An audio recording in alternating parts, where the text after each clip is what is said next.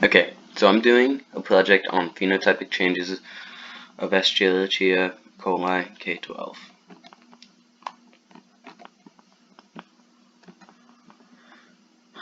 The researcher is going to study phenotypic changes in the bacteria E. coli K12.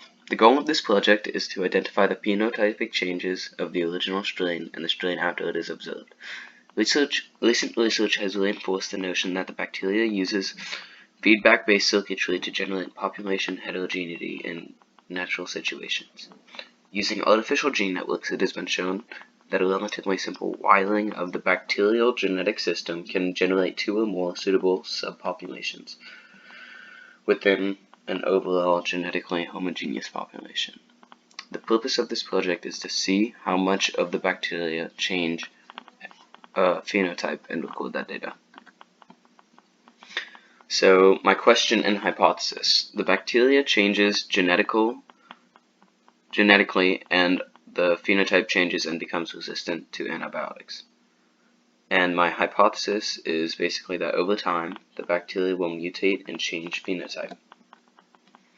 My methodology: so I poured different growth mediums suitable for E. coli K12 and streaked the plates with the bacteria using the quadrant streaking method. After leaving the plates in the incubator for a set amount of time, I observed them under a lithoskop to observe the phenotypic changes. My data and data analysis. So all of my data on this project came to the conclusion that the bacteria won't change phenotypes, but there was little data, so it's still inconclusive.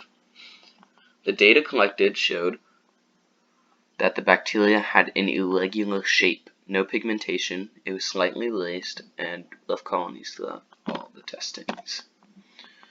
Conclusion: so compared to the original sample, there was little change in the bacteria, and the change that did happen likely changed from the amount of time it took for me to observe in between times.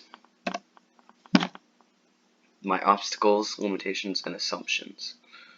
So during this project, there were many limitations with time and resources. Many of my plates were contaminated over winter break, and that led to me not being able to acquire all of my needed data points. With less than 2 weeks left, I was unable to procure more agar plates and do more testing. Future studies. In my future studies, I will prepare more time and resources to collect more data points to get a more conclusive study. Thank you for your time. I appreciate it. Please give me good feedback. And these are all of my image citations. Okay, thank you. Have a good day.